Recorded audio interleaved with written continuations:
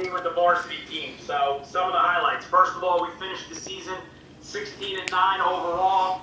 We won a tournament game in all three tournaments, the county, the shore conference, and the states.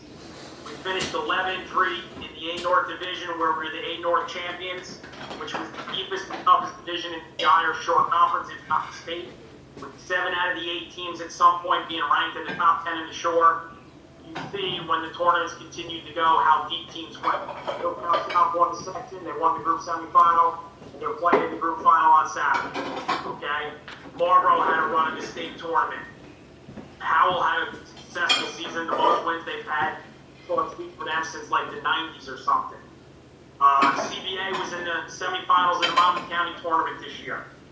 We could go on and on and on about the schedule that we faced. But the bottom line is we were a top 10 team in the shore from start to finish. Not many teams get to say that. Sometimes you get ranked in the preseason, sometimes you get ranked in the middle of the season, sometimes you get ranked at the end of the season. We were one of those teams that were good enough to say we were a bona fide top 10 team all year long. Preseason, mid-season, and at the end of the season, when he puts that out there, we'll still be ranked in the top 10 in the shore. We got as high as number 3 at one point. We were the Jersey Mike Shore Sports Network Team of the Week. We were also ranked in the top 20 in the state at one point. And like I said, the biggest thing is we walk away as champions. That number, 2021, will go on the banner for division champs for baseball, and it will be up there forever. Nobody can ever take that away from you guys. You deserved it, you earned it, you worked for it, and collectively, we all got there.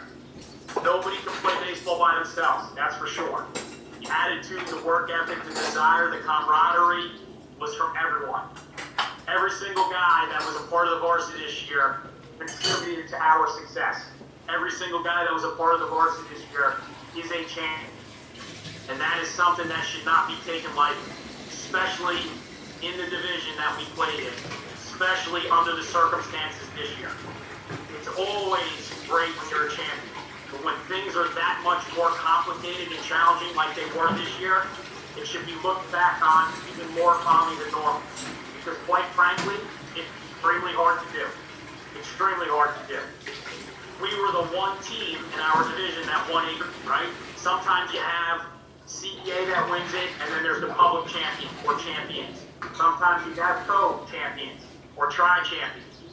We were flat out the best team in A North by ourselves this year, with some extremely high company, as I mentioned earlier. That is a really, really, really good accomplishment. That is an excellent championship for us to win. As I mentioned during the year, there wasn't a game that we were not competitive in. We went into every single game believing and thinking that we had a chance to win. And we performed that way. Now, of course, we came up short sometimes. There was a lot of reasons for that. But it wasn't because we didn't go after it. Every single game we played in, we put our best foot forward. We worked as hard as we possibly could.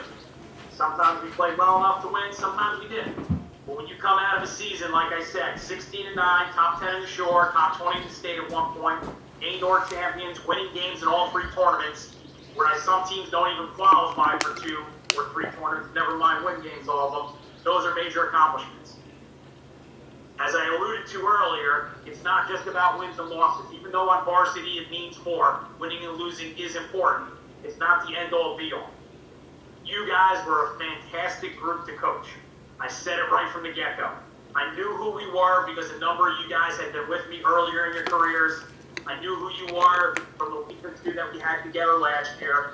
But more so, your character in the school building, your character outside of school.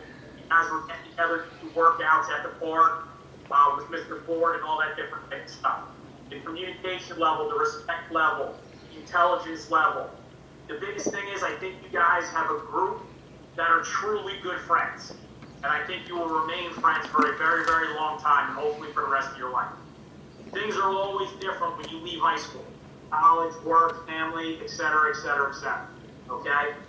But you're a group of guys that I know you're going to reflect upon your time in high school, and particularly the seniors this year.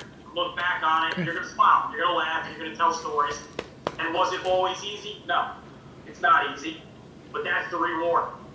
When you accomplish something and you know you put everything you had into it, that's when it means the most. And you guys as a team, as a group, as a unit, were the strength of us, not individuals, but collectively. And that's what makes it that much better. I could tell stories and go on for a long time, and we'll do that eventually, especially when you guys get older and you come back and we talk and see each other and things like that. You guys will do that together. I'm sure you've already been doing it since Saturday, and you're going to do it with graduation parties and things of that nature. It's all a part of the process. It's all part of the experience. And we had a great experience this year. We had a great group of guys. We had a great team that I enjoyed coaching.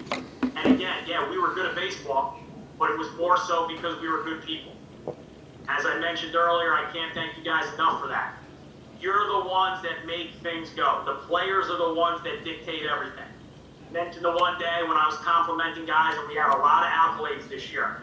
Different weeks of people being nominated for awards, postseason awards, and things like that. And one of the players mentioned how I won an award. My award. That award is because of you guys. Anytime a coach wins an award, it's because of his players. Like I said, I'm not the one who does the physical stuff out in the field. You guys are. You're the ones who deserve that credit. You're the ones that make me look good. You're the ones that share that award because it's a team award. All right? It's a program award. And that's what we were this year. We were the ultimate team. We were a group of guys that went out there. Nobody cared about the accolades or the credit. People just wanted to work hard, have fun, and win some games. And we did a lot of that. And there was a lot of support from a lot of people. From the guy that played every single inning all year long to the guy that didn't play a lot. The character and the understanding of each and every one of you guys is immeasurable. And it's because you're that type of person. And we certainly had obstacles. You know, we had guys missing time that got sick, that got injured, that weren't able to do things. And we just kept rolling. We picked each other up, and we kept going. So this is a season that was difficult and different and challenging in a lot of ways, but more so rewarding, exciting, happy, and fun. This team, in particular the seniors, of course, because I'm not going to have the pleasure of coaching them again, is going to be one of the most memorable ones I've had. And I've been fortunate enough. This is 19 years of baseball now, 18 years of basketball. And I'm moving into another endeavor in the fall, by the way. I don't know if Giacomo's on there, but Giacomo's going to get me for football because I'm now coaching football with Coach Davies. I'm not this year as well, too. Ain't no way. Just to keep adding to some things. Ain't but no way. obviously, baseball and basketball is where my heart is, particularly baseball as the head coach. And I can't look at Giacomo. I'm coaching receivers, by the way, Jack, so I'm going to have you personally.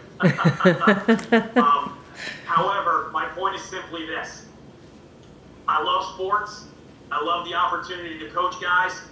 Obviously, you guys know I'm passionate, intense, and I have high expectations for me as well as my teams and my programs.